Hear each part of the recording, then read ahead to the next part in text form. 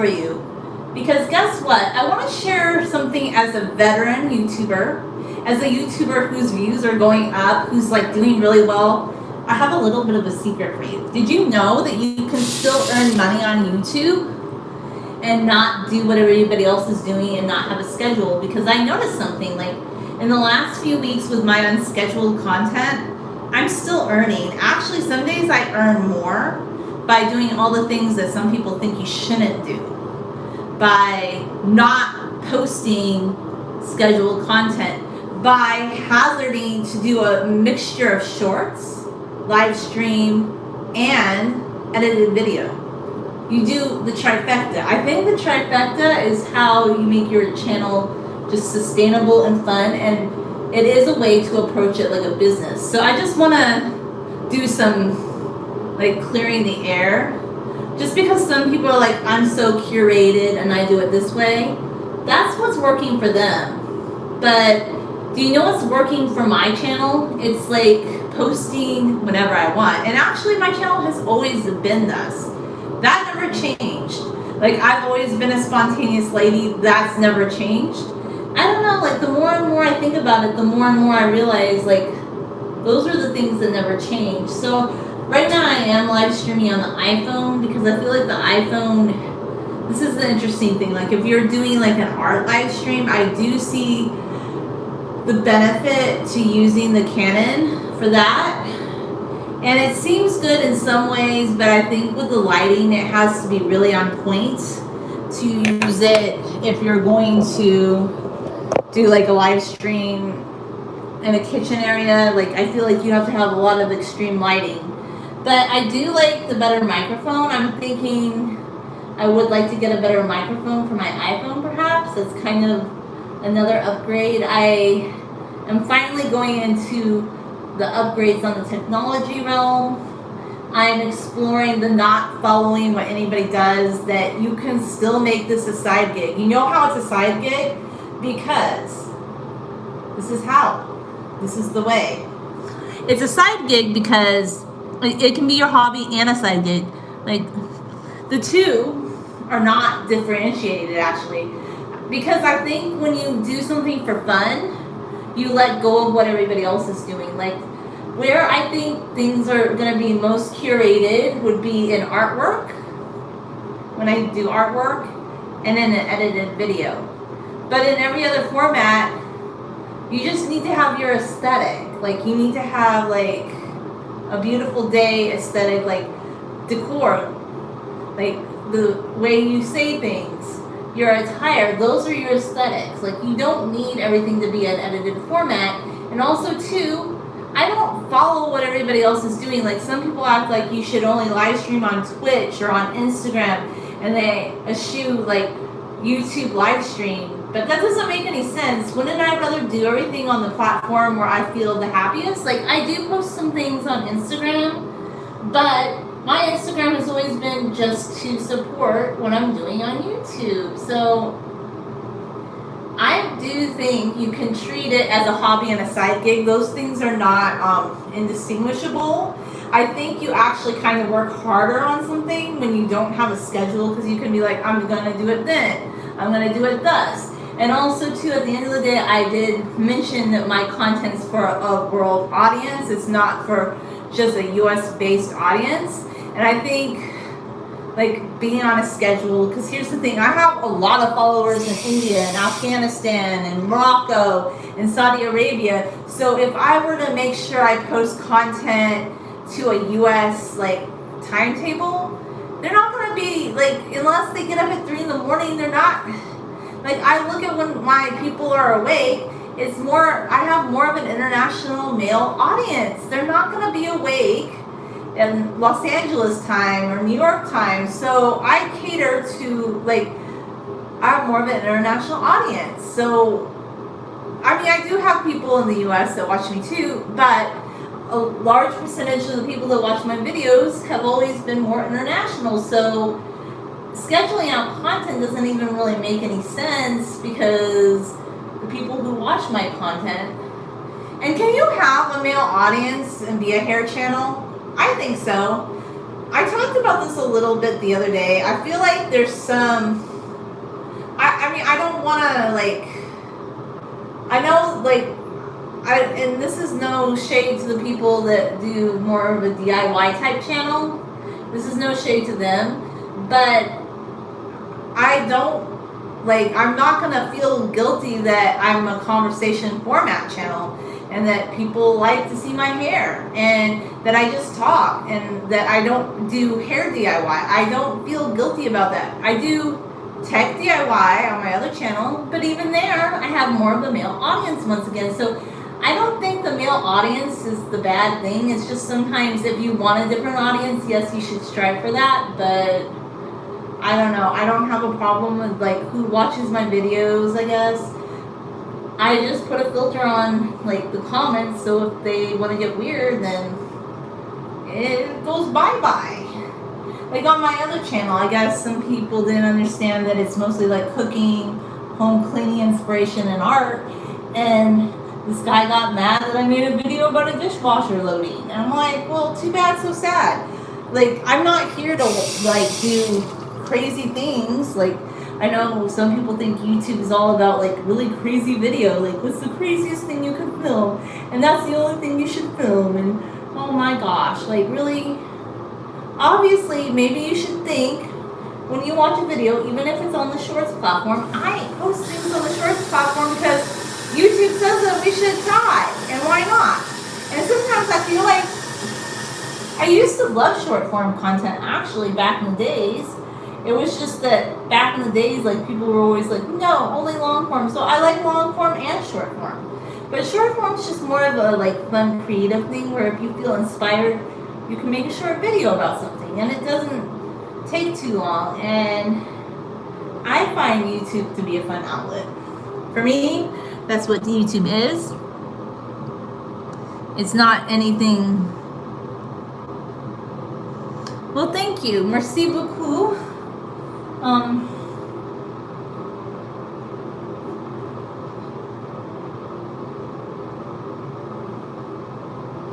My French is a little sad. I'd have to think. I mean, I used to be able to speak a little bit more French than that, but merci beaucoup. Anyway, I can still pronounce words in French very well, though, but just the speaking component's not so good.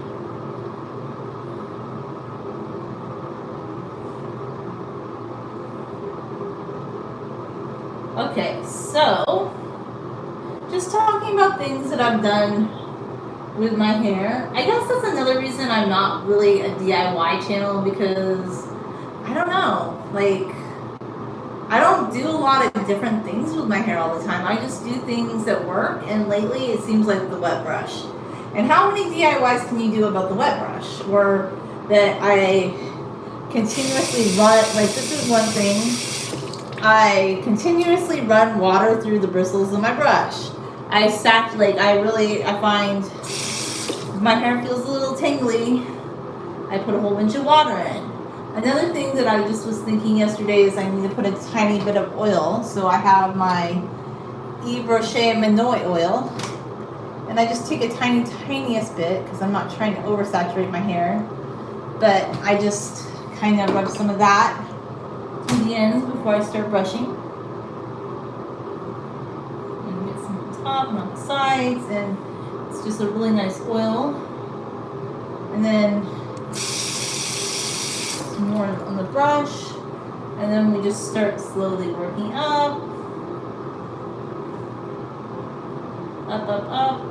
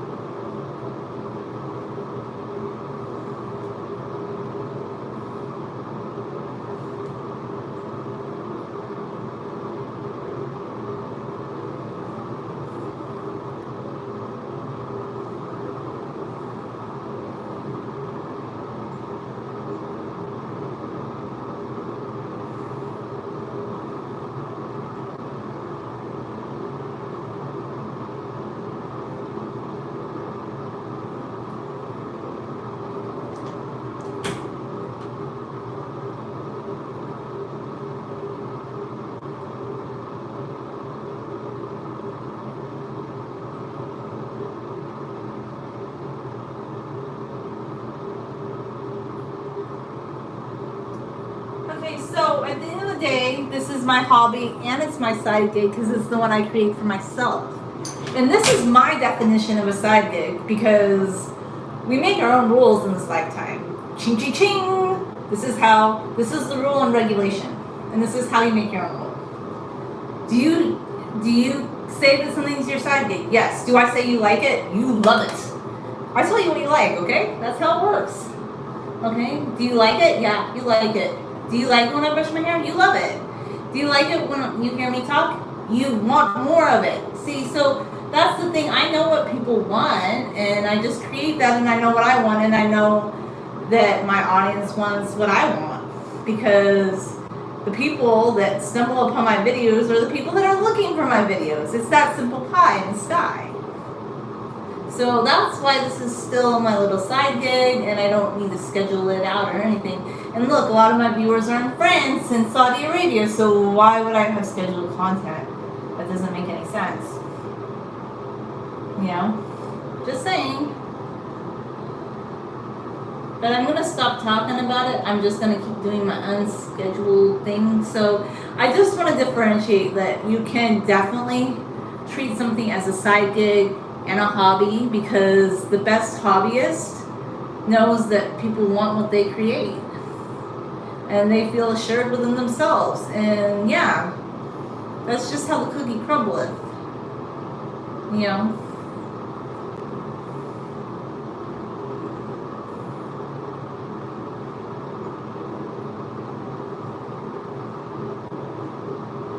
It's just how the cookie crumbleth.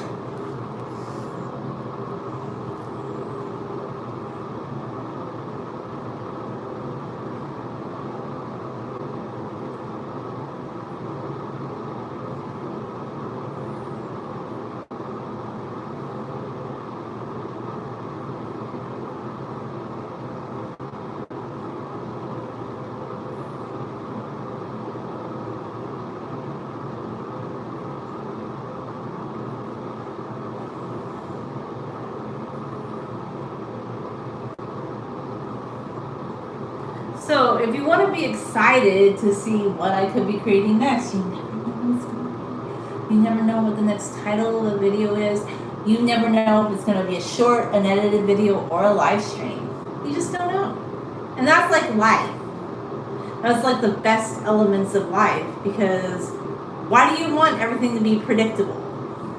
There are certain things that are predictable in this life, but I think anything that's entertainment based, which is what a gig is, by the way, should be a little bit less predictable, more spontaneity. It just reminds me of like the best parts of my life, like when I was in college and my friend would show up and be like, hey, do you want to go out to lunch? And I'm like, yeah, spur of the minute, just show up at my door, knock, knock, knock, and we go. Or like, let's say we had planned something and something happens, we don't go. Same, like, that's one thing, like with certain people that have certain kinds of schedules. Like, I'm just so flexy because I want flexiness back. I want flexy. I want the flexy, okay? So, like, let's say a family member's schedule changes a lot. Like, we were supposed to go do something on Valentine's Day, Mother's Day yesterday. Like, we were going to go out, my sister and I, but she had to work. And she said, I'm sorry, I can't. And I'm like, okay, cool. It's fine. Like, that kind of flexiness just gives you, I don't know, it gives you a lot of time to just be flexible and do what you want to do. And I love flexible life, and I've wanted that for a very long time. But I think my problem was a lot of people don't want that. A lot of people don't like spontaneity and flexibility, and they view it, and like they just view interactions like they're not the type of person. Like, I'm the type of person, if my friend called me up at 7 o'clock at night and I wasn't too busy and they said, do you want to go out, like, to get coffee or like to just go for a walk, I'd be like, yes, wonderful. I'm not saying you can never plan things, but I just love spontaneity, and I've been that way all my life. It's just, like, over the last few years, I mean, there are certain commitments that you have to keep, but I feel like with family and friends, spontaneity is okay. And I just don't, but a lot of people don't view it that way. And yeah, it's okay to have a spontaneous life. And also, for me, I feel like sometimes if something just will enrich you more, you have to go for the thing that will enrich you more, okay? Because other people are going to go for the thing that always enriches them more, and they always do, and they're not, especially like when you're an empathetic giver and somebody's not that, and you give them a lot, and then they don't give you that back because they don't believe in that. They have to realize that, well, there's a price. There is a price for not being more of an empath, okay? There's a price that comes with that, and the price is sometimes people just feel like, well, you know, I'm going to start being a little bit more like selfish too. So yeah, and personally, I don't think there's anything wrong with being an empath, but in the future, like, I want to direct my energies towards people that have that same level of like givingness, that want to give to me, that have that same camaraderie, people that respect me, people that admire me. Like, I honestly, like, if you don't admire me, like, and respect me, because if I admire somebody and respect them, like, those are the people I want to be friends with. I want to be friends with somebody that I couldn't admire and I couldn't respect, okay? But if somebody doesn't feel that way towards me, then I kind of am like, no, we don't, like, that doesn't make any sense. Like, so I feel like things are just better when people find people that they truly admire and respect, because I feel like a lot of times people see that I'm an empath and a giver, and it's not good. It's not good for you, because in the long haul, you end up doing a lot of things that somebody else would never do for you, and that's okay. I'm not even the kind of person that expects that. It's just after a while, I'm like, well, like, why? Like, why would I do that? You don't have, like, you're very, like, you don't feel certain things and, like, interactions that I feel. Like, you have different feeling. So I just treat everything like a business transaction with people like that, because they're very transactional, and that's fine. Some people have a transactional mindset. But that's also why I don't treat YouTube in a transactional kind of way. Like, I do treat it as my side gig, but I interact with it the way I interact with people in real life, you know?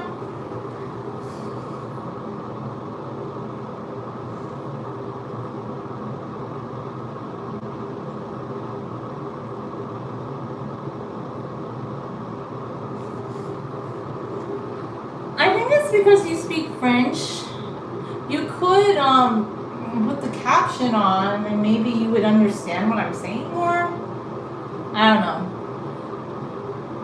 I explained it a few times, but if I explained it again, it still might be confusing. I wish I would not have cut my hair the second time. The first time was because I mixed henna with conditioner, and it created a really bad tangle, and I never should have done that. Like, I should have known better. But it created like this horrible tangle, and I couldn't get it out. And then some of the advice I got was really weird. Like, somebody with super long hair told me that I should have just cut out the tangle and kept the part that was long and braid my hair. But that didn't make any sense. Like, why would I do that? Like, your hair needs to kind of be one unified length. Like, I get people have layers, or they have like a U hemline, but literally, like, the tangle was, okay, so my hair was upper calf length, and the tangle ended up being down here at classic length.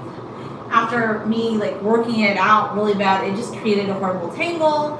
And I don't think henna is inherently bad. I just don't, and I think it had a chemical reaction when I mixed it with conditioner, which I wouldn't do. And I know a lot of people say it's okay to mix henna with different things, but I would really caution against that. Like, I still do henna every once in a while now, but I've gone back to using it in a way I did previously, and I use more of a watery henna to where it's not like really muddy and it's not like super thick. So I get like some of the conditioning and color benefits from it, which in the sunlight, I love how it kind of gives my hair this red sheen. So that was the first time. So the first time I cut my hair, it was because I had to, because when I did that henna treatment, I got a tangle in the back section of my hair, and I would have ended up cutting, and I'm sorry, like, I have to have a unified hemline. I can't just have a gap in my hair. I don't think anybody wants that.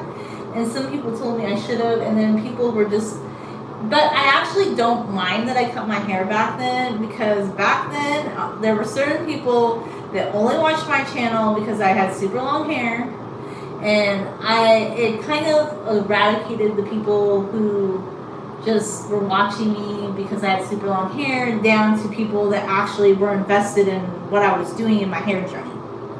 Those were the kind of people that I would resonate with more, because if you're just watching something, it's kind of like the guy that got mad that I have cleaning inspiration on my channel. Like, he thinks people should just film unusual things. Like, look, even in my town, in my home city, like when my hair was super long, like when it was classic length, one time I wore it loose, and this guy was just like flabbergasted by how long my hair was. Like, he really was like, oh my god, because you just did not see people with super long hair, and people knew me as the girl with the super long braid. Like, I was very recognizable, very, very recognizable with my hair, and I liked that, and I loved that. So the first time I did cut my hair, I regretted it very much.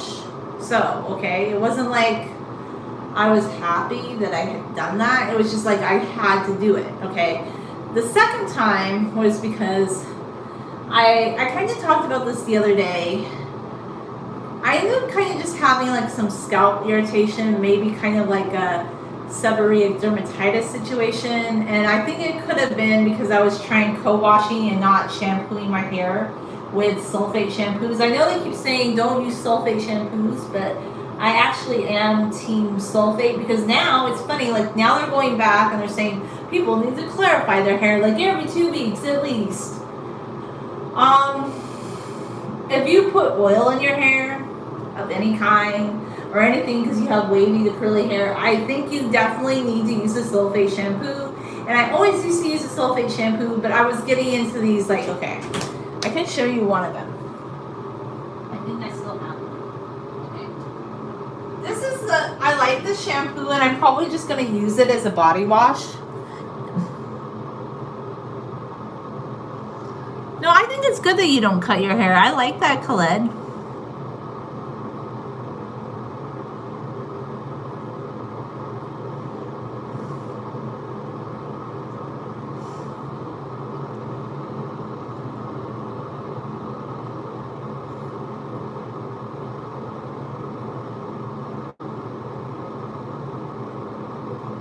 I don't think anybody should be forced to cut their hair. So I still have this bottle of shampoo I bought back. This is one of the 3 I bought back in 2020. So previously I was using a lot of sulfate shampoo because I just always did. Like, I always used like drugstore shampoo. And it wasn't until I started my super long hair journey that I started seeing things about people saying, oh, you shouldn't use sulfate shampoo and you should just use these. So I tried some other ones, like, look, there's like another one that I like, Alethea. I love that one. It's really good. However, the problem started when I just started washing my hair with conditioner only. And I don't want to say exactly what else caused me. I think that was one part of it.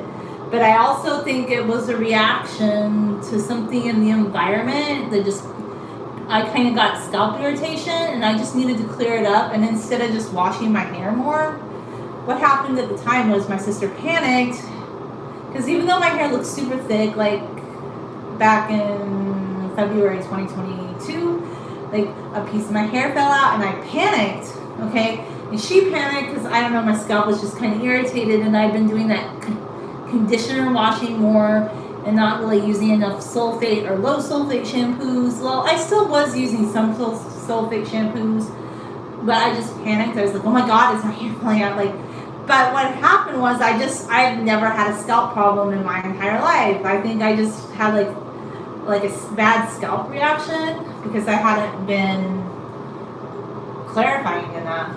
So yeah, I do think you need to clarify, but I don't think you need to clarify with the fancy schmancy products that all the TikTok girlies say that you need to clarify with.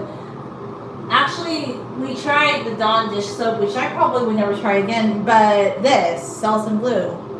I just use this now, and naturally Antonia had mentioned it, and I think this is a really good one. Like, there's some other, and I just really like it because it just, I focus mostly on my roots when I wash it. I do get some in my ends, and then I use a heavier conditioner, or I even use a lighter conditioner. Like this time, I've actually been really surprised, but I've been using like this vegan, it's a Garnier conditioner, and it's supposed to be for like people that have fine hair. But the thing I noticed about it is I felt like it actually kind of, I don't know, it made my hair more bouncy. And then I just used some detangling spray and oil, and I don't know. I don't really have like a specific rhyme or reason to what I'm using. Like, I know some people have very specific things that they're using in their hair, but yeah, I think I just had a really bad reaction to not clarifying enough and just washing with conditioner, which kind of to me was not a good idea for me. Like, I think maybe for some people, but I don't know. I kind of caution against that. I do think that shampoo needs to make contact with your scalp. Like, even if you wash your hair once a month, I think it's to your benefit. Personally, I know like right now it's really popular for some people to just use Rizul clay, like they're getting clay from Morocco, and that might help like maybe Moroccan people that know how to use these things. But I don't know, I just don't think that the general demographic really knows what they're doing. And then there's this lady that's talking about all the different complicated ways that she's using Rizul clay to clean her hair, and how what works for her doesn't work for you, and how you shouldn't use a brush. But she fingers detangles and she uses a board bristle brush, but it was hard, and that just seems like a lot of work. And then people were asking her questions, and I'm like, that's kind of another reason I don't really feel like DIY is me, because my experience with my hair is not anybody else's. Like, even my own sister would tell me things like, oh, like, you don't need oil for your hair. Like, why don't you need to put oil in your hair? If you put your oil in your hair, it's going to be an oil slick. I said, that's because your hair is like our mom's hair, who felt like she had to wash her hair every other day or something, because she literally had to, because her scalp just made so much oil. That's not me, okay? Like, I literally need oil in my wavy, more Mediterranean, Middle Eastern style hair, because I don't know, I take after my dad's side of the family and not my mom's when it comes to my hair. So, like, the advice that they had for their hair did not apply to me, okay? So, this is my thought. How can I make DIYs? How can I make a DIY, like, for somebody who might have totally different hair than me? I think some people are very good at it, because they will have a lot of people that maybe have a similar kind of hair to them. But I don't know, like, first off, everybody's hair is different, right? But I think my hair is just very unique, because first off, a lot of people are hybrids. I'm so sick of the thing that people are not hybrids, but I'm definitely a hybrid. But my hybridness, kind of, I have a lot of Middle Eastern things that show up, just like my nose is very Syrian Lebanese. I have a Syrian Lebanese nose, and I love it. I love it in my jaw and just my hair. Like, I just look very, I have a very Syrian Lebanese look to me. I know that about myself. And I just, like, when I see like somebody who's like Syrian Lebanese, I know, like, that probably sounds crazy, but you can just kind of know, because you're like, oh, like, you guys have similar kind of facial features. And even if you're just part, like, for me, it just, that part came out very prominent. And also, it's interesting too, because on the DNA test, like, I get more than my half sister, who has the same dad as me, more than my full sister who has the same dad as me. So sometimes people just inherit more of something, you know? And I already could have told you that before I took a DNA test. So I don't think my hair advice would work for somebody who's part Middle Eastern even. Would it? I don't know. because my hair just has characteristics that other people's hair does not have. So I can't tell you what would work for your hair. I do know what works for my hair, and I have to tweak it every now and then. I just don't feel that anything I do would work for somebody else. So that's why I was never like a DIY channel. I like to share hairstyles though, maybe even braiding. That maybe I can. I do think the wet brush though, like the only thing I could say is the wet brush is a really good brush. And there's many different iterations of it. Like you have the big one, you have the paddle one. And I've been wondering about something too recently in my long hair journey. About people that used to say they had long hair and they never showed their hair on YouTube. I don't care, they don't have to. But I sort of started wondering about that. Are they even, did they really? I don't know. I mean, if somebody had super long hair, would they really just never, ever show a picture of it? Because I never was skeptical of that. But I became skeptical of that after, I don't know. Because, you know, there's this lovely thing. I know how to sort through YouTube comments, okay? I know how to sort through YouTube comments. So, like, there was this person that was always giving me long hair advice when my hair was super long. And, I mean, I assumed it was a woman. I never doubted them until one day they told me, okay, that I must think they're a man and not a woman because I got upset about something that they recommended. I'm like, no, I didn't think that. But, you know, I was just noticing, okay? Because I know how YouTube works, like, especially if you're on a phone. If you're on a phone, okay? And you click on a comment. I don't know. I'm a little tech savvy. You just have to play around with tech. I've always been interested in tech. So, for me, I guess I like to learn these things. And I don't think there should be an age barrier to being tech savvy. I think being tech savvy is just something that you should want to do because technology will keep evolving and it's good for your mind to learn new things all the time, right?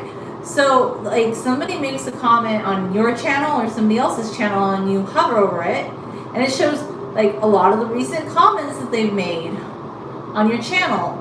Or you might go back in time, this is just another fun fact, and you look back at a very earlier video and they told me that they were a dude and they were talking about their girlfriend in that earlier video. But then all of a sudden, a few years later, they were a woman.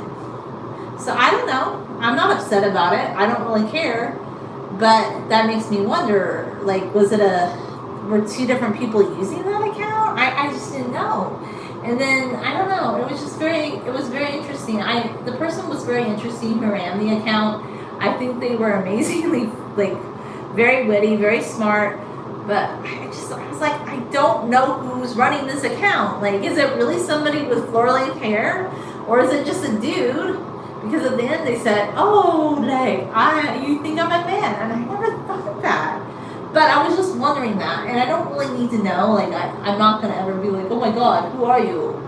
But it is sometimes interesting. I'm like, if you don't ever show a picture of yourself, I don't need you to. But they always had some elaborate story about why they couldn't. And I don't know. Maybe it was true. Maybe it wasn't. I don't know anything about it. And it was the strangest thing though. And it was just one of these mysteries. And I don't know. They told me something or other, oh, I'm busy now. I don't come on YouTube anymore. I'm like, that's cool. But I don't know. I think they also lost interest in my channel after I cut my hair because I didn't have super long hair anymore. And I guess they just want to interact with people that have super long hair, and that's cool. That's cool. That's fine. Like I said, okay, so the second time I cut my hair, it was kind of a mistake, in my opinion. I don't know, my sister Pam, she goes, oh my God, maybe you should cut your hair so, like, you can clear, like, your scalp situation. And I should have just calmed down and started washing my hair more with sulfate shampoo. But, you know, I don't really regret, like, yeah, I kind of regret having cut my hair the second time. But this is what I'm going to tell you. If that happens to you and you get a bad scalp reaction to something, just wash your hair more. Like, you'll get it resolved. It's okay. You don't need to panic. I think it's just like I had never had any kind of scalp issue in my entire life. But I feel like once that happens, like, your scalp is more sensitive. And I just, you know what's corrected it though was henna. Like, henna, like going back to just using a mostly water-based henna with a little bit of oil and a little bit of coffee, like a little bit of coconut oil, a little bit of coffee, but mostly henna. That's one thing that's really healed my scalp, because henna is very healing. It has healing properties to it. Not mixing it with anything else, and just washing my hair more with a clarifying shampoo. And I regret that I ever went down the road of the clean beauty. Like, look, I do like some of the natural, but I sort of think not all chemicals are bad, okay? We live in a world where they're like, chemicals are bad for you. And I like natural things, like I love homegrown vegetables and things like that. But when it comes to like shampoo and hand lotion and things like that, some of these things like the sulfates are not quite as bad as they let you believe that they are, because it's a marketing ploy, okay? You have to think about it too. Like, if you really want to buy a sulfate-free shampoo, there's several ones that are drugstore in that you can buy.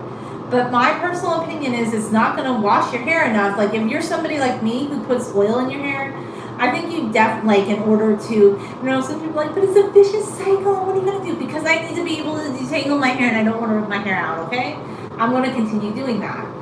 Like, I do believe my sister would have thicker hair in her hair when it looks flat if she put oil in her hair too and maybe just used a clarifying shampoo.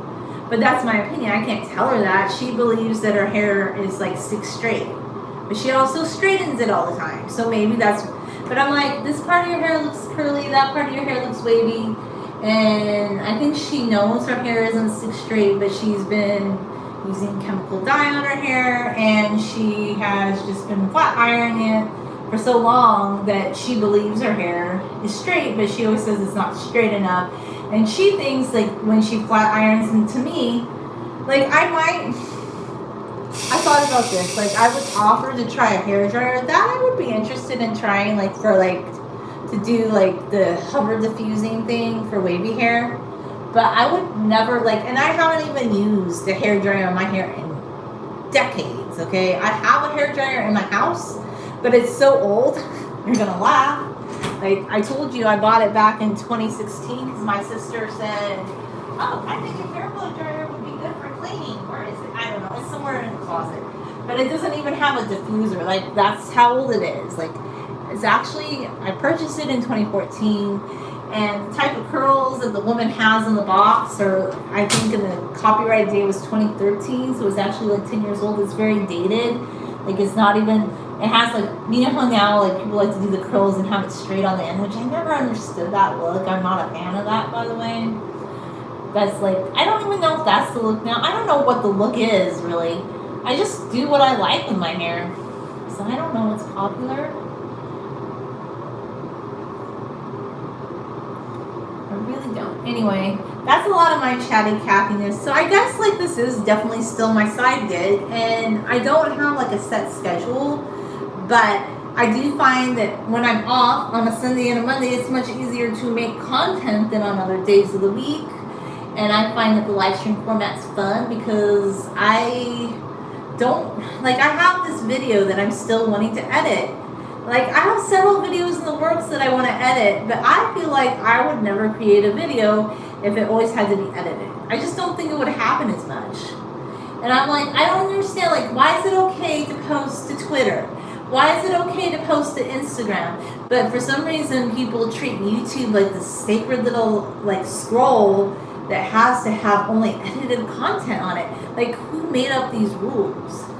And even, like, right now, like, this is kind of my opinion of some of, like, the more curated YouTube channels. Like, you'll see things, like, I've been seeing things on my feed, like, oh, like, I am a mess. Like, this is a big topic. And I don't know why. Like, it's these people with these really aesthetically pleasing, beautiful lives. They're, like, saying, my life was chaos. Like, this lady whose house looks 100% put together, and she was talking about having 3 different jobs, but that her life wasn't put together. And I'm like, oh my God, really? This is type A gentrification of people that might have mental health issues. And I'm not downplaying their mental health issue, but I don't know. I kind of have a problem with that kind of content like people that you can tell like they might have issues, because successful people do have issues. I mean, I don't know. I haven't ever struggled with mental health issues, so maybe I think the only reason those videos are recommended to me is because I had a family member who did. But I'm just kind of skeptical of these videos because I'm like, wait a minute. If somebody really had mental health issues, would they be like having like this really aesthetically pleasing, beautiful lifestyle and talking about having several jobs? Maybe what it is they have certain mental health issues, but I don't really think that's relatable. Like, I think it's very produced, okay? That's just my opinion of that. So it's a very highly produced thing, and great, maybe their content really resonates with people, and maybe they're really helping people with that content, but their struggle is not the struggle of people who can't afford to buy milk or something, or can't afford to pay their rent in Southern California, okay? They cannot relate. That's not relatable, okay? So I'm not saying that there's anything wrong with that aspirational content. It's great and all, but I don't know. Like, is that just like, I get like, and I don't care like if people have money. It doesn't bother me one bit. But I'm just saying, at the end of the day, I'm not going to try and model my content after people that are type A's who have like 5 jobs and power themselves through 3 hours of sleep and make a rose bouquet while they're sleeping or something. Like, that's just not realistic, guys, okay?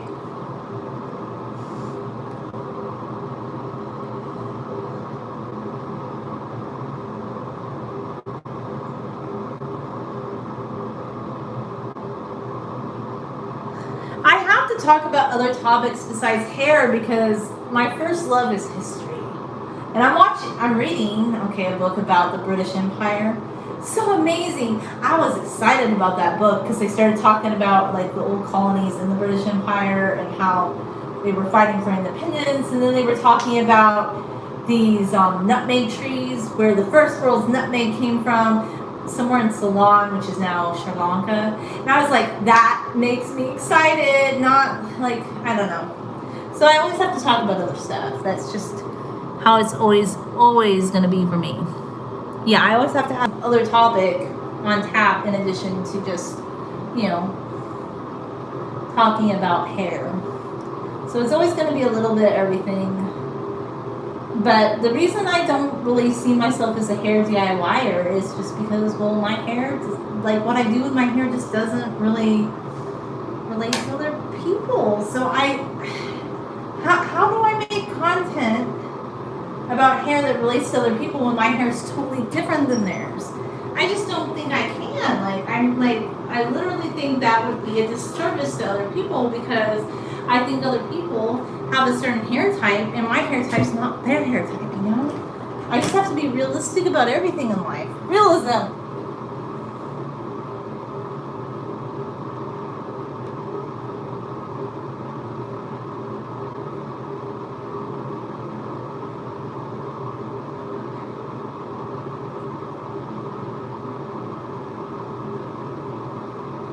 Be realistic about things in life, I guess. Like, that's just sort of my feeling about things and my world of view on things, having a realistic mindset.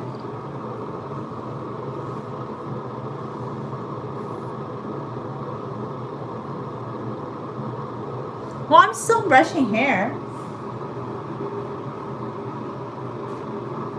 I do a little bit of everything, though, right?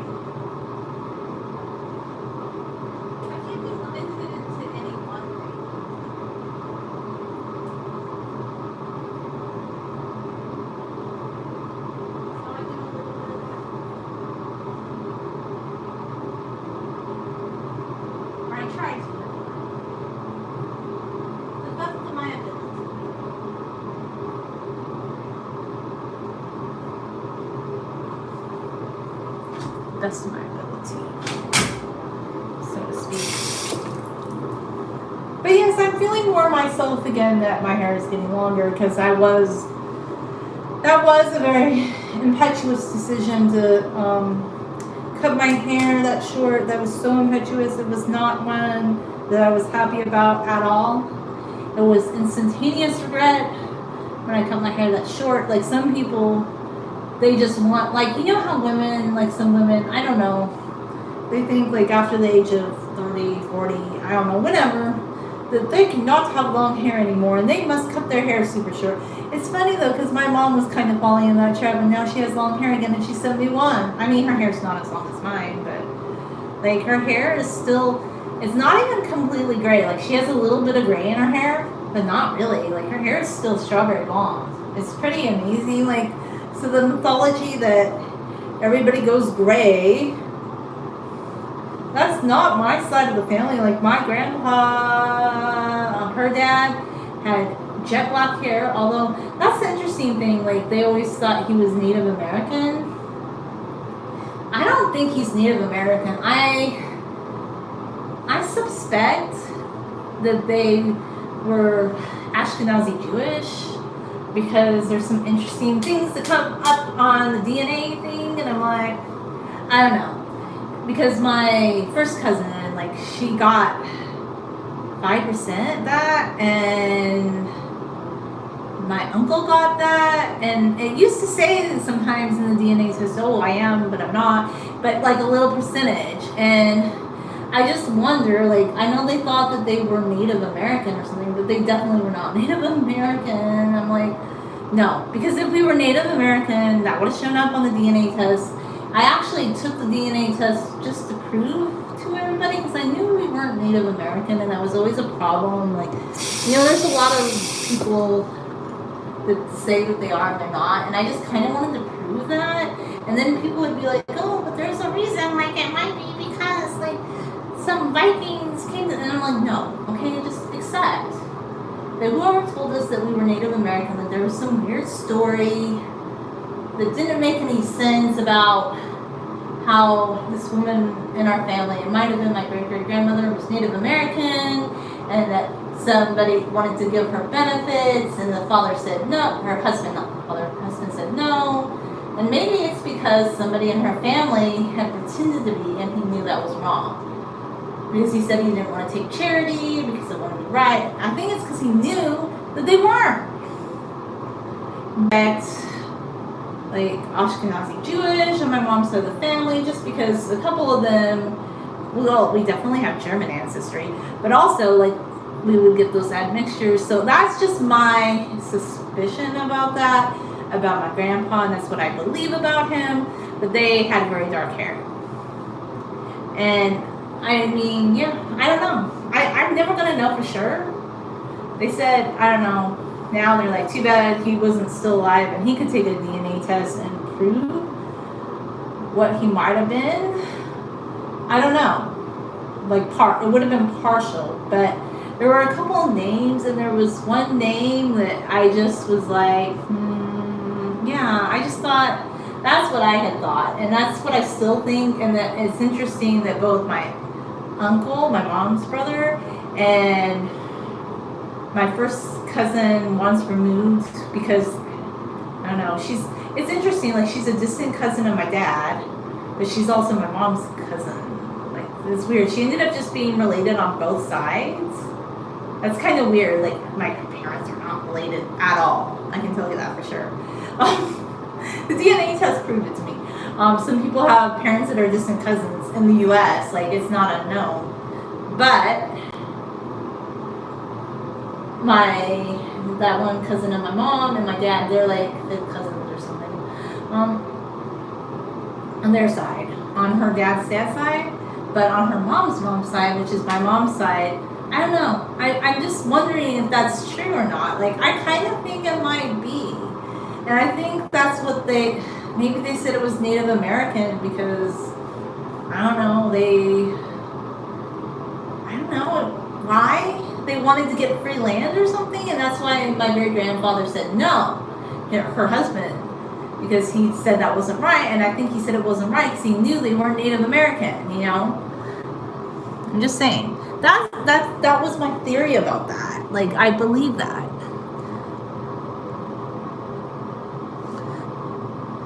But I can't really prove it because it was so long ago in time, right? Like, it took me a long time to find, like, some documents, but I can't really, like, the weird thing, like, it goes back, but this is the thing I don't get about their side of the family, okay? I can't trace them back. I can't trace either of them back, okay? Like, other sides of the family, I can trace back in Syria, Lebanon. Like, I finally was able to go back to the 1700s. And because I was doing some deep dive genealogy, okay? Deep diving. And on, like, all my other sides, I started, like, going back, and it started going farther, and I started finding cousin matches who were able to trace things back to colonial America and parts of Georgia. But Georgia, Connecticut, New Hampshire, and then immigration to the Midwest, Indiana, Kansas, Missouri. But with my maternal grandfather's side, I just couldn't, the one that had the dark hair, their line stops after the great-great-grandparents, okay? I mean, another line that married within them didn't, but that's my mom's side.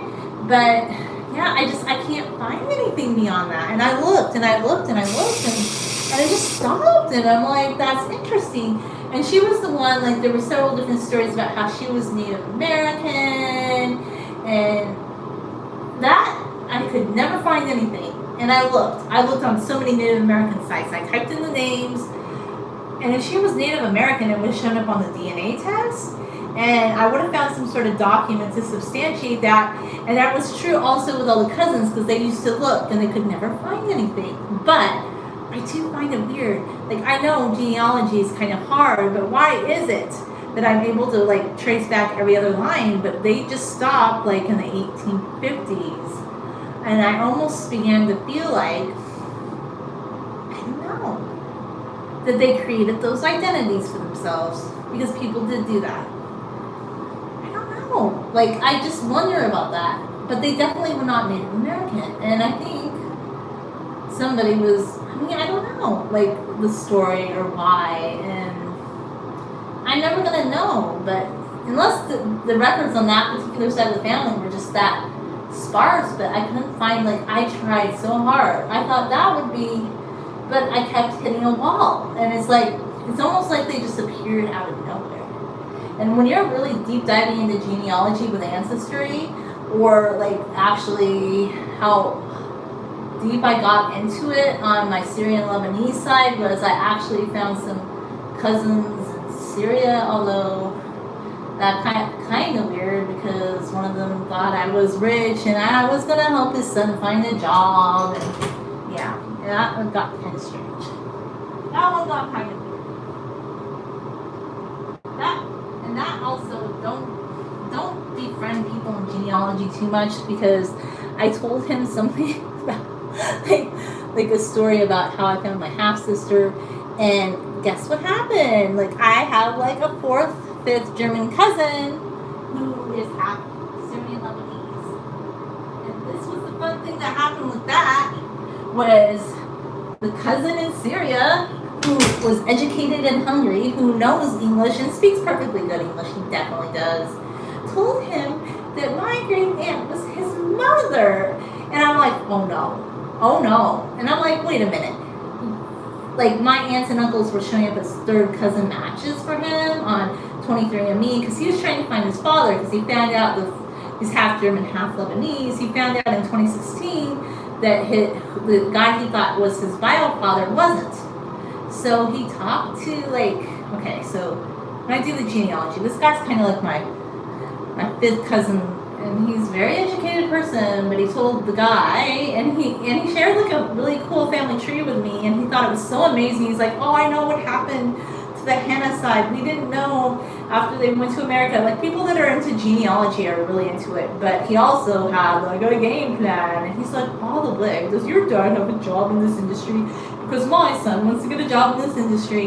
And then when they found out I wasn't like some hobnobber, all of a sudden they didn't want to talk to me anymore. And I'm like, okay, whatever. That got kind of weird fast, but he got kind of like too buddy-buddy fast. I think he just thought I was somebody who was going to have connections for his son. And when he found out I wasn't like some hobnobber in the... I don't know. That was weird. Whatever. They're funny bunnies. But he lied to my like fourth cousin person, telling him that we were closer related and that my great aunt must be his mother.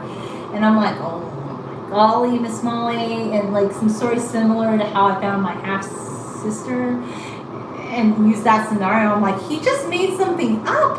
Did you believe him? We would have been closer on the genealogy thing.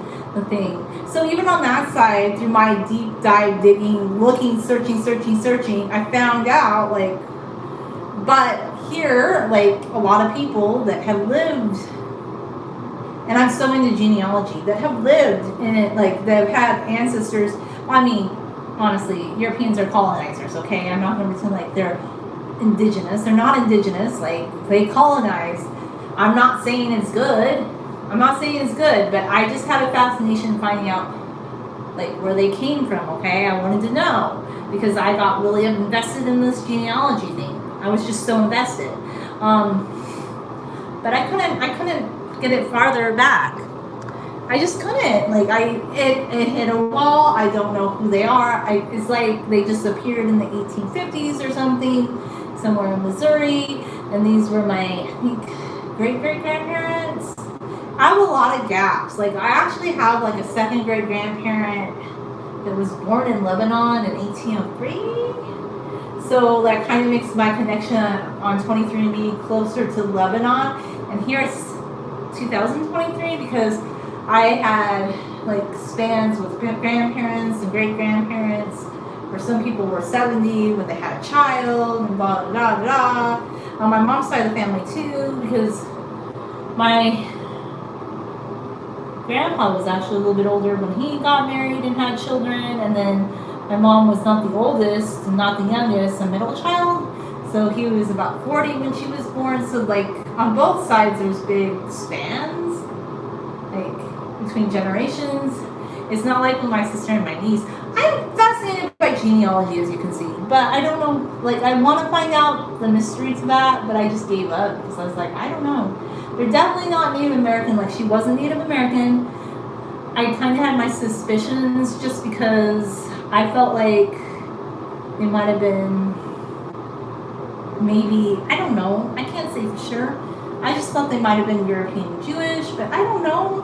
I don't know what they were, but, or she was, or what her identity was. But I do find it interesting that they both just showed up in the 1850s. And another thing that I thought was so strange was they say that they go back all the way to like this particular family with this particular last name, but there's a gap, and they said that this person that was born in 1763 was like, because my grandpa was into genealogy too, like was like the great-great-great-grandson of this Norwegian captain who married this Dutch woman in New Amsterdam, which became New York.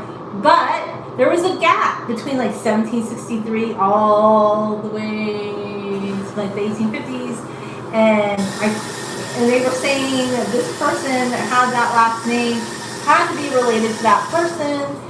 And I'm starting to believe, this is my theory about this, that no, that person wasn't. I'm starting to believe, and I've thought this for a long time, that was an identity that person created for themselves. And I don't know why. I'm just so curious, like, why? Like, I don't know. But I tried so many times to try and figure out who they were, and I couldn't figure it out. And why is it on every other line of my family after because I was deep diving in genealogy for like 5 years. Well, the deepest dives were 2016, 2017, 2018. That's when I was hitting it hard.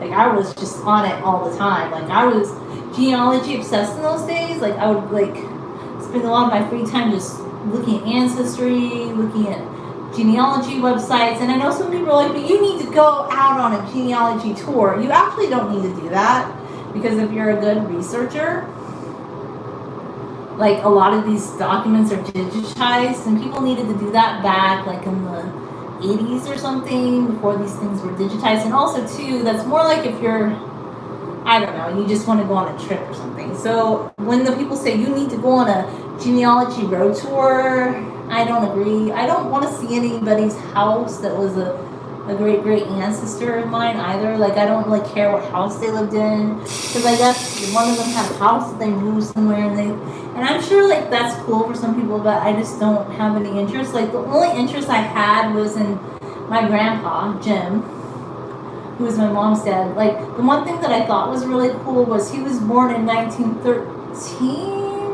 So in the 90s, when I was a kid, like, we went to go see where his house that he was born in was. But when we got there, the house had been demolished, and all that was left was like kind of the base of it. Like, I guess you could say the foundation. And he showed that to us, and that was the only thing that was remotely interesting, that remotely interests me, that was kind of house related. Remotely. I feel like it's not quite right. But I'm just playing around with my hair right now. I could always fix it later. I just don't want to.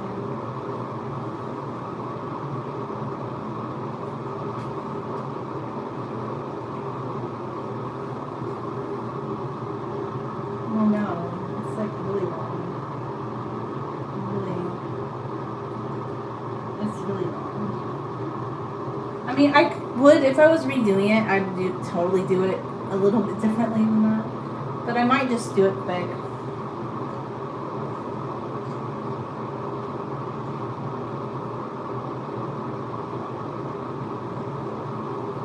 So I'm just kind of doing a quick hairdo.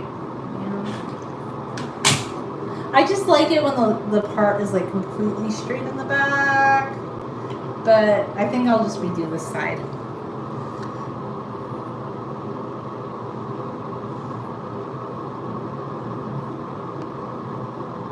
I'm glad you love it, 98.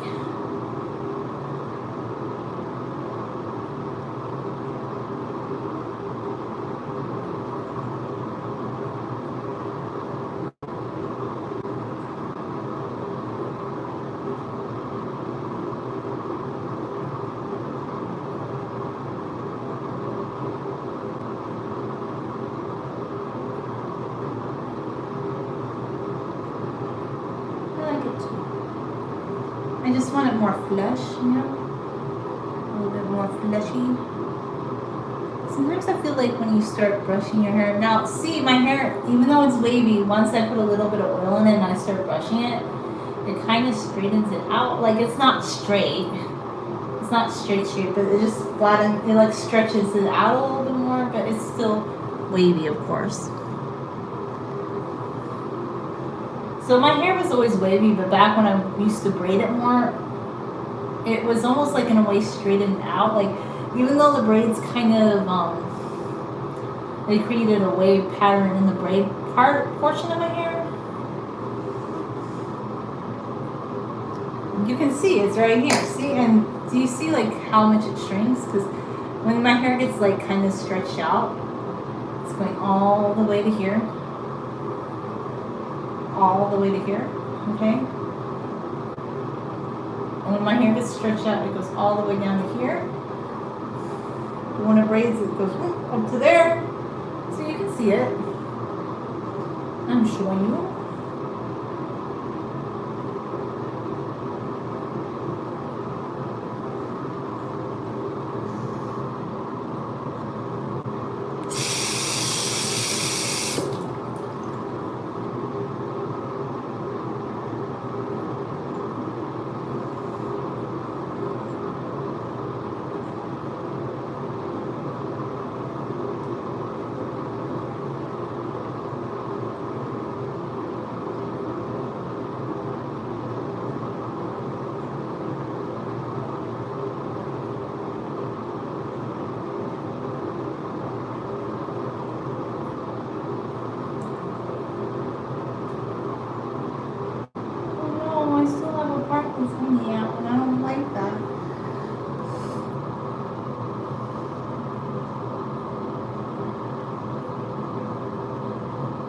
No, you're crazy, fun fat friend.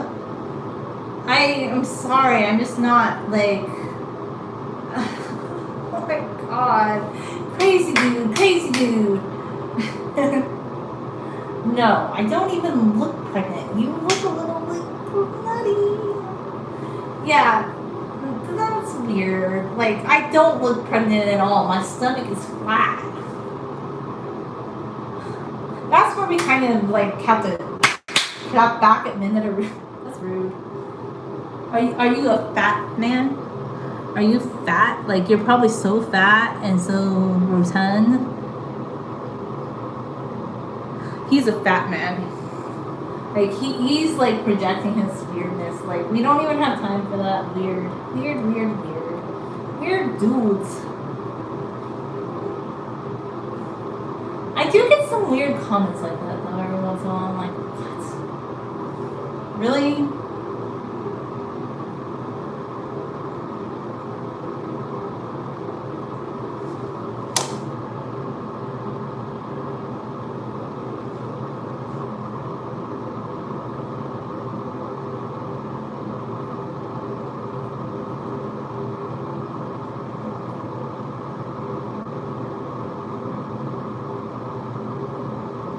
Okay, I just removed the rude comment.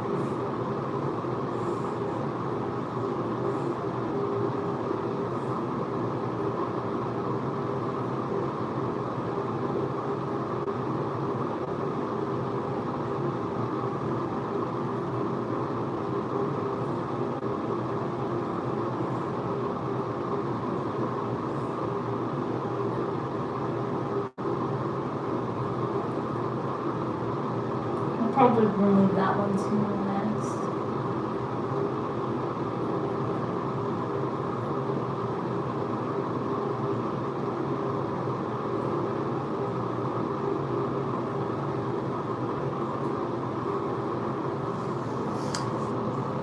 Thank you.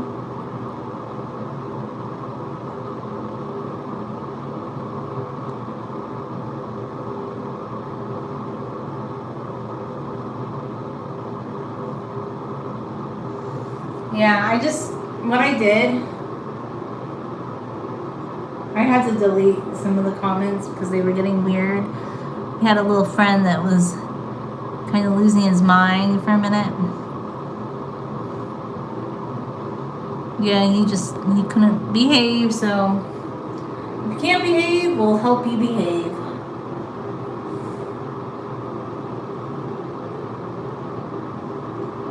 They come eventually, so I'm like, okay, well, you do know, like, it's getting easier to kind of just get rid of you.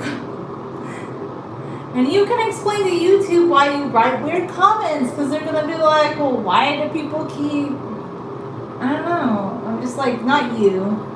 Everybody else was fine. It was just our little friend, 98, who was kind of going a little nutty.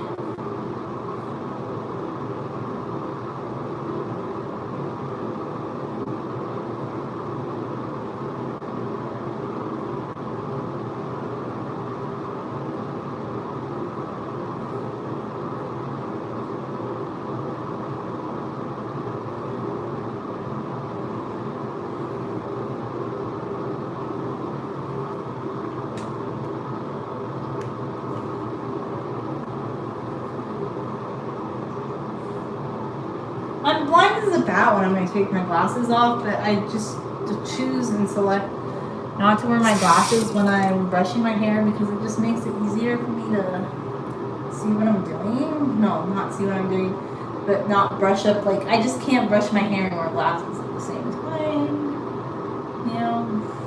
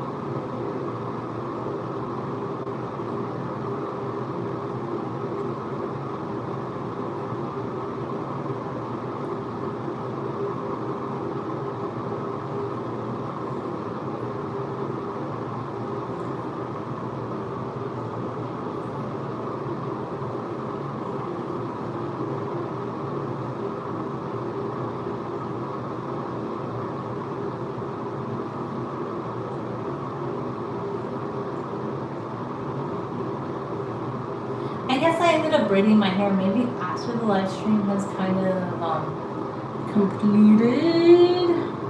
Should I give it a new title? Or maybe I'll just keep it thus. I don't know. I might just keep it this title. Not really sure which title I'm going to give it. I think I'll just give it the title that it has. Because, okay, I still feel like you can have something be a hobby and somewhat of a side gig. Like, it doesn't, because I create content that people like, that I know what people like, and I know what you like. And you like hair and braids, right? So I want to create content that makes me happy and makes you happy. And if it makes me happy, it's going to make you happy because I'm going to be happy doing it. So, right? Just some fun hair braiding. I don't look like a Native American woman at all. I look very Syrian Lebanese.